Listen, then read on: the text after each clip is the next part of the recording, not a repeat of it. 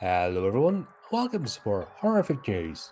Well folks, it's Sunday, I'm chilling, I'm going down various rabbit holes and I found this and I thought, let's have a look at it. It looks like a lot of fun. I genuinely don't remember this TV series, so it'll be interesting to hear about it. But let's go. The Forgotten 90s supernatural drama series based on the most beloved vampire role-playing game ever. The popularity of collaborative role-playing games began in the mid-1970s with the release of the Gary Gygax-produced Dungeons & Dragons. In the early 1990s, White Wolf Publishing released the first of its many role-playing games that focused on supernatural elements instead of fantasy lore that was the backdrop for Dungeons & Dragons. Their debut game, Vampire the Masquerade, led to a short-lived but exciting series in the 1990s, titled Kindred the Embraced, which is falling into near obscurity. Oh, this looks special already. Ah, yes. That's everything you would expect from a 1990s goth. Like, everything.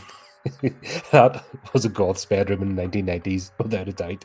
Alright, let's go on. Kindred the Embraced follows San Francisco detective Frank Kohanic, who makes a startling discovery while out on a case. For months, investigators have been trying to build a case against local mob boss Julian Luna, but to no avail. In the debut episode, Frank's romantic interest, Alexandra, reveals to him that she is a vampire, and her former lover, Julian Luna, is also one of the undead. Before the first episode of Kindred the Embrace is concluded, Alexandra is put to death for leaving the Masquerade. The front the vampires stay behind so that they can blend in with the human society. Her final wish is to have Julian look after Frank, which he reluctantly agrees to grant. From that point forward, Julian and Frank begin to collaborate on solving crimes and work together to keep the vampire families from going to war with each other. As Kindred the Embrace moves forward, it becomes known that Julian isn't in the mafia. The vampire is actually the leader of 5 different vampire groups in San Francisco, carrying the title of Prince. Each vampire family has its own hierarchical structure, though all are required to follow the code that the Masquerade puts forward. The vampire families are distinctive, and the members have certain personality characteristics and physical traits akin to their clan. Kindred the Embrace sees the tension between the rival vampire clans escalate as members of one of the families begin to target members of the San Francisco Police Department. Kindred the Embraced aired on Fox Network from April 2, 1996 until its cancellation on May 8th. 8 episodes were produced, though the network only showed 7 of them. The unaired episode was part of the DVD box set that was released in 2001. Part crime drama, part gothic soap opera, Kindred the Embraced took the rules from the tabletop game it was inspired by and brought the creatures it governed to life. The series was a victim of typical Fox Network myopia, as execs chose to yank the show from its rotation before fully giving it a chance to find its audience. Kindred the Embrace gave audience a complicated storyline and in-depth character development that would have served well had it been allowed to continue. The series was pretty gory for the 90s network television, but the copious amounts of blood never overshadowed the mystery or drama elements that were at the forefront. Sadly, the series is not streaming anywhere currently. Do you know what? This hits the nail on the head. See, anything produced by the Fox Network, they are notorious for just dropping stuff. God, Lucifer is the perfect example. That show was brilliant and loved, and they just dropped it, and thankfully on Netflix they were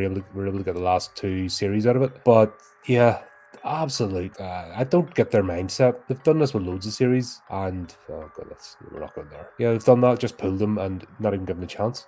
This seems interesting. So you may be interested to know I have managed to find this.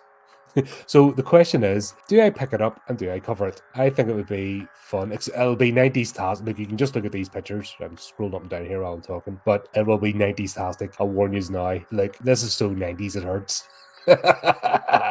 I imagine it'll be a lot of fun to look at. But if there's a good storyline, and if the finale at least cuts off part of the story, gives it a good conclusion, I think it'd be worth looking at. So let me know what you think. I just thought it would cover something a wee bit different rather than an upcoming remake. Let's go back and see something from the past that might have been fun. But yeah, let me know. I'm tempted to pick up Vampire the game. Got a wee introduction to it about a couple of months ago there, and honestly, it does attract strange players, but it's actually a good game. It's really in depth, especially when you read about the clans and what they're about. You know, it's got a lot of meat and bones to it, and there's a reason why it's like from the 90s. It's still survived and played by many. But there you go. Thought that'd be a wee bit of an interest, something a bit of a change of pace, just for relaxing here. And let me know if you want me to cover this TV show. I'm partly tempted to do it, but I know it's just going to be really 90s. It's just screaming of that era. But anyway, there you go. Let me know what you think. And until next time, keep up to the channel, do the type of clicky things, and remember to keep it creepy, keep it horrific.